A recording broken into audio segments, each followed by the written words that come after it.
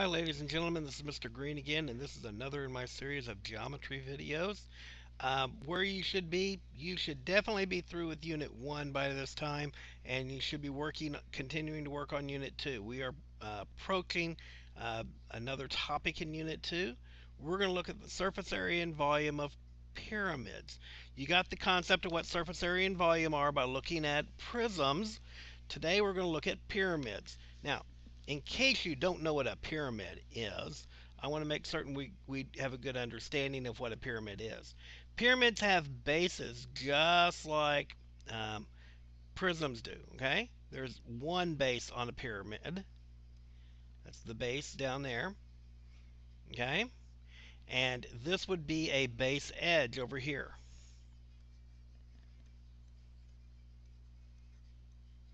okay? This would be a lateral face. This would be a lateral edge. This would be a vertex. Okay? So you've got faces, bases, edges, right? And then up here, a vertex. So everything on a pyramid comes to a point. One single point up here at the top. It's got a plane down here on the bottom. That's the difference between this and a pyramid. Pyramid had the same base, top and bottom. Pyramids have a point at the top. Prisms have same bases, top and bottom. Pyramids have a point at one end or the other. Okay? So let's look at pyramids for a second. When we're looking at pyramids, there's a couple of other dimensions that you need to be aware of. When we talk about the height of a pyramid, we're talking about from that vertex down to dropping a perpendicular line down to the base. Now, not always does that perpendicular line wind up at the center of the base. Sometimes it might not even wind up in the base at all. But that is what the height is considered, is from that point down to the ground, down to the base, and a perpendicular style. It has to be perpendicular or else it doesn't count as the height. Now, if we go down one of the edges, go down one of the faces, the lateral faces, and slide down the side of the pyramid, that's called the slant height. Okay? I want you to notice in these four pyramids that we have here, they all have the same height. From the vertex down to the base is the same number on every one of them. But as this slant height starts moving off to the side, you're starting to see that it's getting a little bit longer and longer and longer. That slant height is one that's going to be a little bit different. Now, it is perpendicular to the edge down here, to the base edge, but it is going from vertex to edge. It's not going from vertex to base. It's going from the vertex to the base edge down here. That's the way you can tell them apart. The slant height would be like the slide that you're sliding down. The height would be like a pole you're sliding down. It's straight down. It does not slant at all. When you're looking at pyramids, there's several different varieties of them. There could be triangular pyramids, meaning that the triangle is the base. There could be square or rectangular pyramids, meaning the square or rectangle's on the bottom. There could be a hexagonal pyramid, meaning it's got a hexagon on the bottom. The ones you're most familiar with, the ones in Egypt, are here. Those are the ones that you're most familiar with. They have a square on the bottom and they go up to a point. Okay? But that doesn't mean that these others don't exist and we wouldn't be looking at some problems concerning them. Okay? So, said we're going to look at surface area of it. Surface area of a regular pyramid, is an important word, regular pyramid, is found by finding the area of the base and adding to that the perimeter times the slant height divided by 2, or 1/2. So you're taking this slanted height here. This is actually the slide, remember? You slide down the side of it, slanted height, times the perimeter of the base. That's how you're going to find the surface area of a pyramid. So let's work a couple of problems. Here's a pyramid. It has got a square on the bottom of it.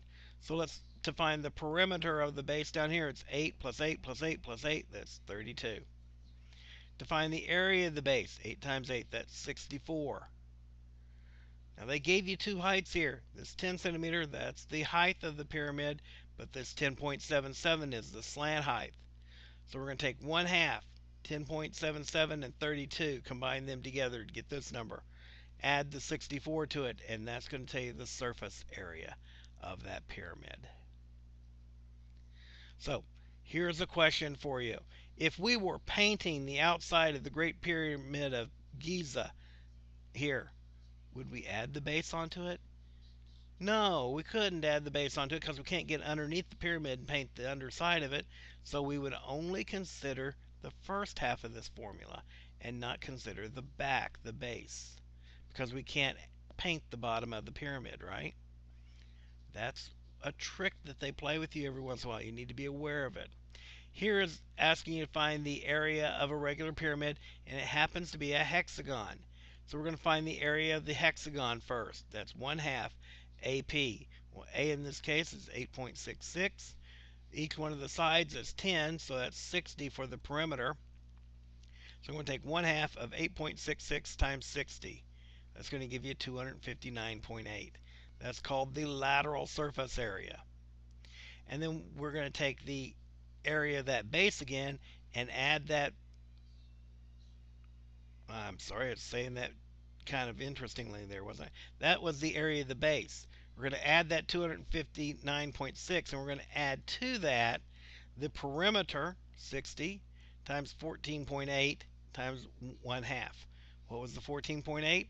That's that sloped height. That's the length of the slide, of sliding down the side. Okay? Gives you a total of 703 centimeters squared. So here's another pyramid. This one happens to be a square pyramid like the ones in Garza, okay, in Egypt. So we're going to be looking at this one, but they didn't give us the slant height, Mr. Green. How are we going to find that? Well, we know that the side is 36, so going from here to there is going to be 18. And we can use the Pythagorean theorem, 18 squared plus 24 squared, to tell us that this length over here, this slant height, is 30. Now that we know the slant height, we could actually find the surface area of this pyramid if we wanted to. But the whole point here was to show you, sometimes they don't give you this dimension, and you have to find a way of doing something that'll get you that dimension. In this case, Pythagorean theorem gets you there. Okay? A lot of times that's what you're going to be using, because they'll give you the height. It'll be perpendicular.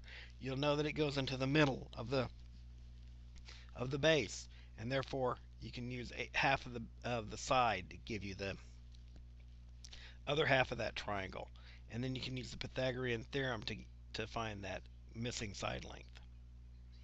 Okay.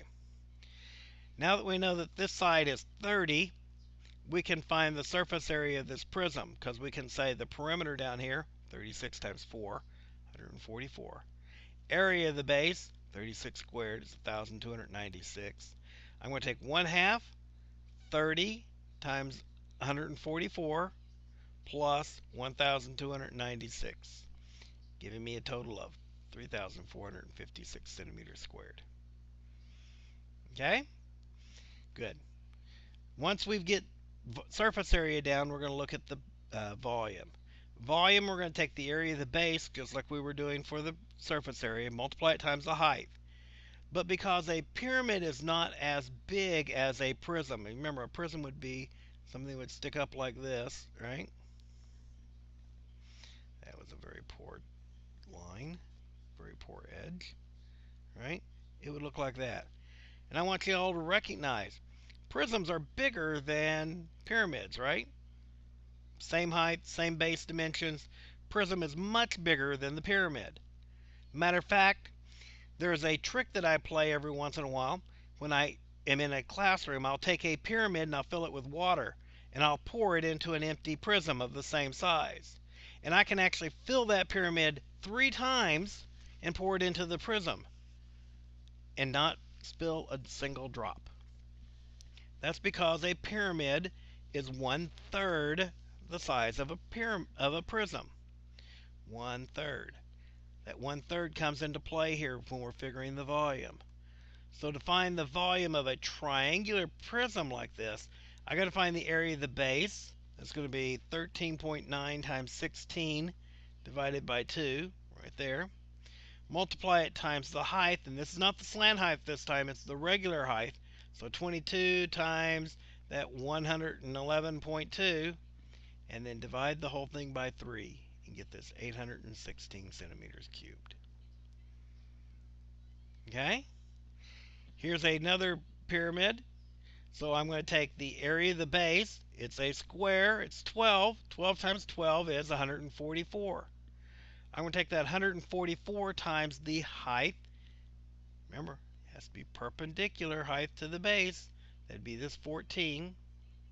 So I'm going to take 144 times 14, then divide it by 3 and get 672. You notice I didn't even mention the fact it's leaning off to the side. Okay? That it's a tilted pyramid. It doesn't matter. Does it matter that this line here comes out, the 16.4 centimeter line comes out and it makes a right angle here? I'm not considering that one. Why? Because it's on the edge. See how it comes out and comes to the edge here? It's on this edge, and that one wouldn't be considered in the volume of this pyramid. It would come into play for the surface area, but not the volume. Okay? Here's a regular pyramid. Looks like it's a hexagon on the bottom down there. We're going to take the 10 centimeter for the edge. We're going to multiply that times 8, so it's an octagon, and we want and take multiply it times the apothem. Take 1/2 of that and get 482.8 centimeters squared. We're going to multiply that 482 times 34, the height of the pyramid, and then divide it by 3 and get this number right there. That's how you find the volume of a pyramid. I've shown you several different types of shapes here.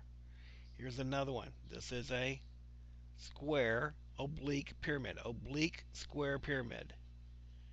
Square on the bottom. That tells me 24 times 24 is going to be my area, right? And that's going to give me 576. I come back over here and they didn't give me the height, did they? But I can see that I've got a right triangle here. I've got 40 as my hypotenuse. I've got 24 for one of my sides. And what am I missing? The height.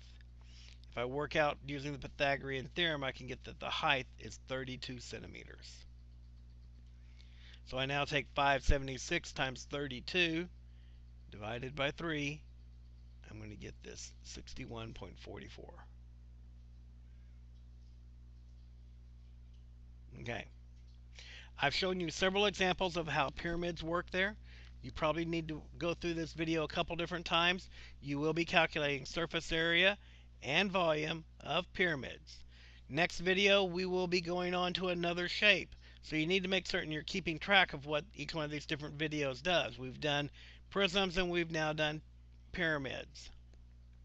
I do appreciate the fact that you've been telling me what course number you're in, the fact that you're in geometry and that your section number, so that I can find your information quickly and answer questions. Don't forget that I have tutoring on Tuesday, Wednesday, and Thursdays every day, every week. You can come there, ask questions, and I will help you with anything I can. I look forward to seeing you next time.